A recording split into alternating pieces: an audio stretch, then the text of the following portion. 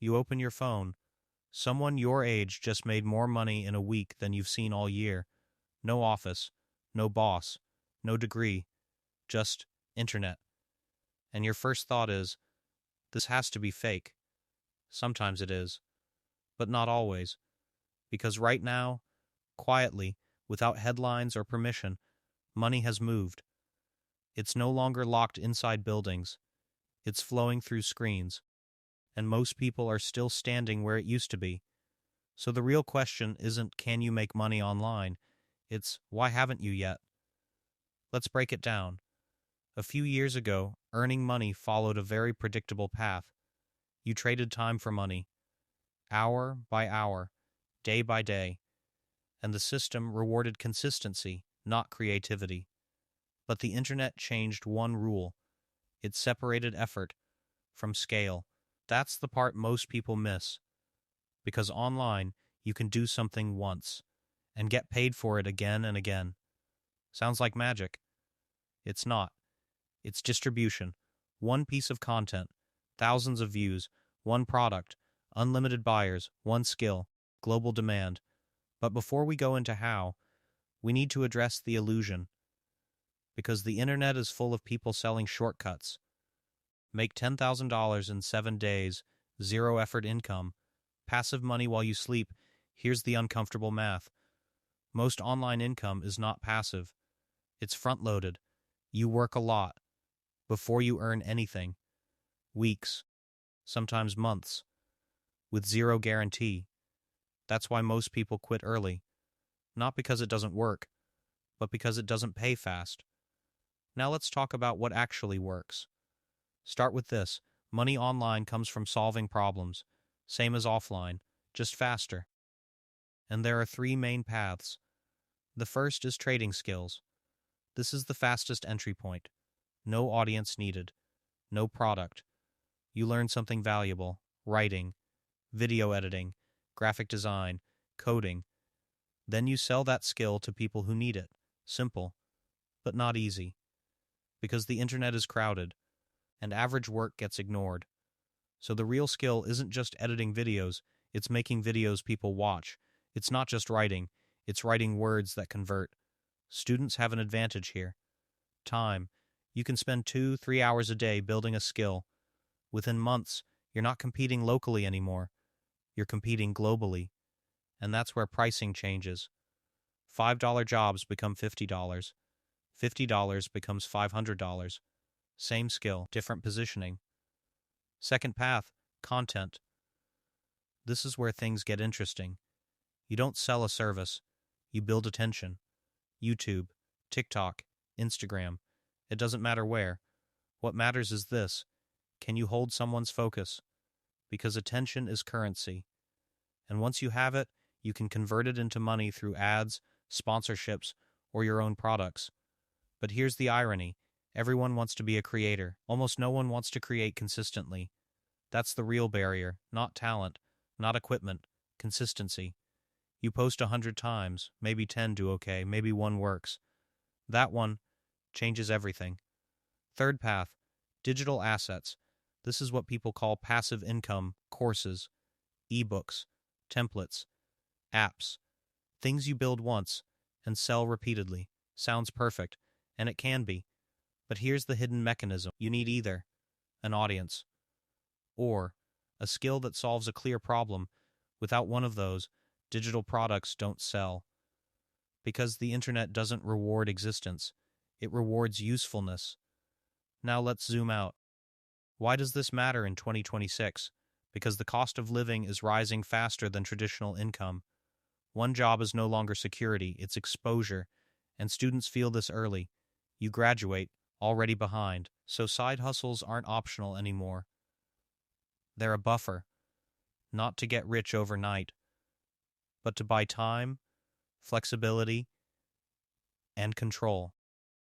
Now let's talk about what rich people do differently.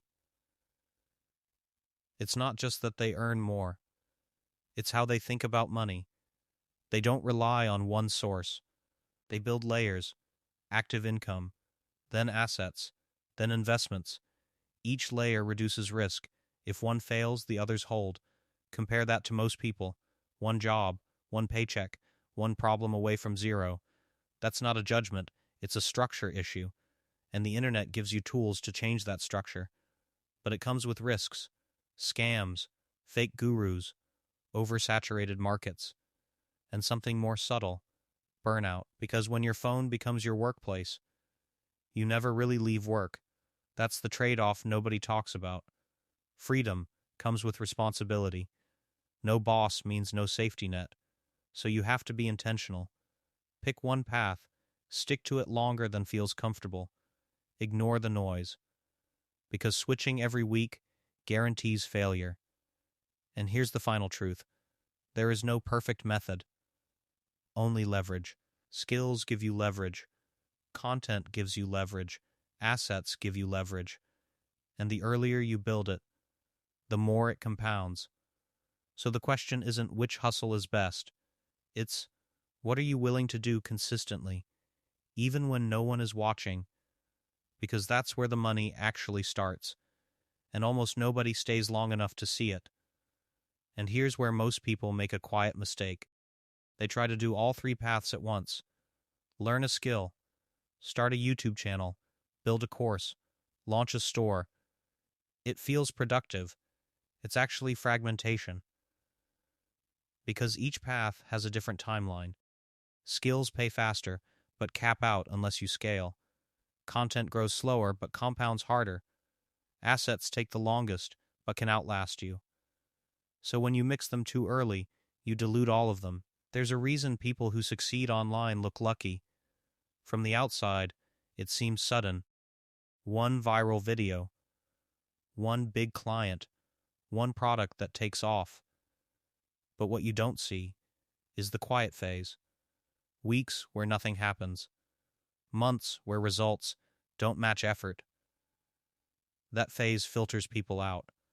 Not because it's difficult, but because it's boring. And boredom doesn't feel like progress. But it is. Because while most people are switching strategies, a few are stacking repetitions, and repetition builds something invisible at first. Momentum. Once momentum starts, everything speeds up. You learn faster, you earn faster, you spot opportunities earlier, and suddenly, the same effort produces more results. That's when it starts to look easy. But we need to address something else. The idea of passive income. It sounds clean, effortless, almost automatic. But in reality, it's delayed effort.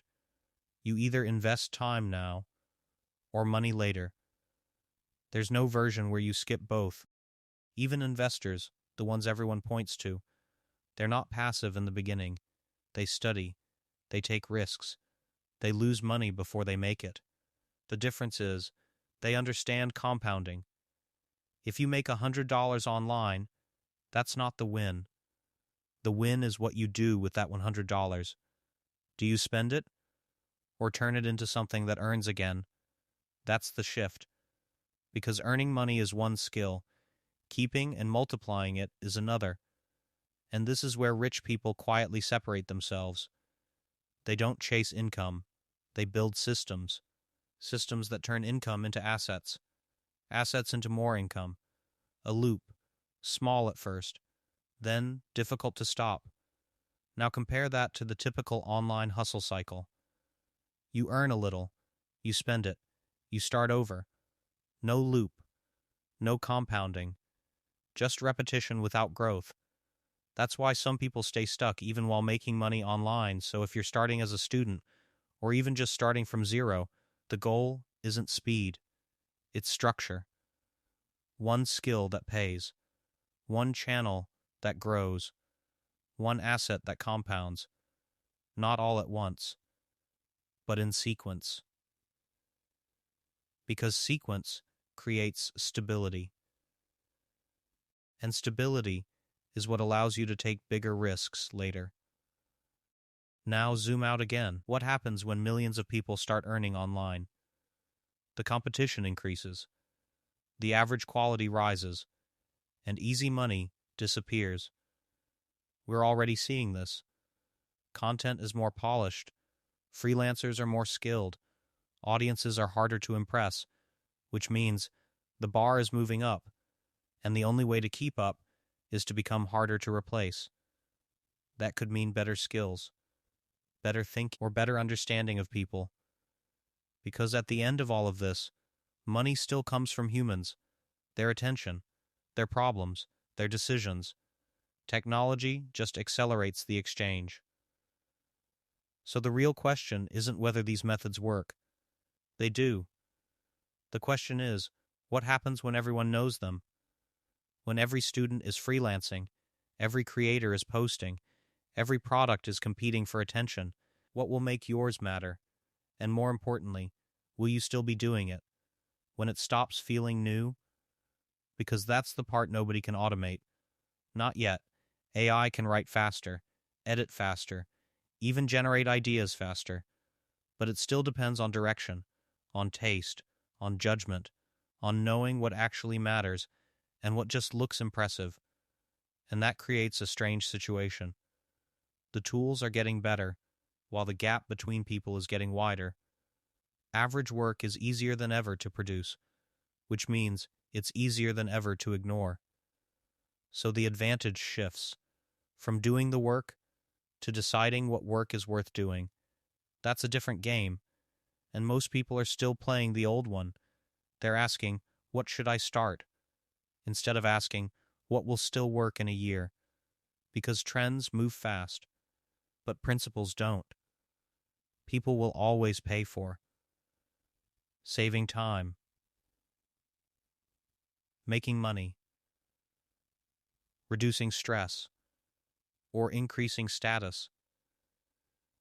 Every successful online income stream fits into one of these, not because it's trendy, but because it's useful, and usefulness survives. So when you're choosing a side hustle, you're not really choosing a method, you're choosing a problem to solve. And the better you understand that problem, the harder it is to replace you. That's the long-term edge. Now here's the quiet contradiction. Everyone wants freedom, but freedom requires structure. Without structure, you drift, you wake up late, you scroll more, you plan instead of execute, and suddenly, weeks pass. No income, no progress, just intention. That's the trap of online work. It looks flexible, but punishes inconsistency. So the real skill isn't just making money online, it's managing yourself without supervision. And that's harder than it sounds, because there's no immediate consequence for doing nothing today. The consequence shows up later, compounded, just like the benefits. Do the work consistently, and results compound slowly, then suddenly avoid the work. And regret compounds the same way, quietly, then all at once. So if you step back and look at the whole system, it's not a shortcut, it's a filter. It rewards patience over excitement, clarity over noise, consistency over intensity, which is why it feels unfair sometimes. Because the inputs are invisible, but the outputs are public. You only see the results, not the repetition behind them, and that creates the illusion of luck. But it's rarely luck. It's time, applied in the same direction, long enough to matter. So here we are. You have access to the same platforms, the same tools, the same opportunities. What you don't have is unlimited attention or unlimited time. So every choice becomes a trade-off. What you focus on grows. What you ignore disappears. And most people spread themselves too thin to see either outcome. Which brings us back to the beginning. Money has moved. It's faster, more accessible, but also more competitive. And the door is open. But it doesn't stay open forever, because once everyone walks in, the room changes. So the final question isn't about methods or platforms or trends. It's this.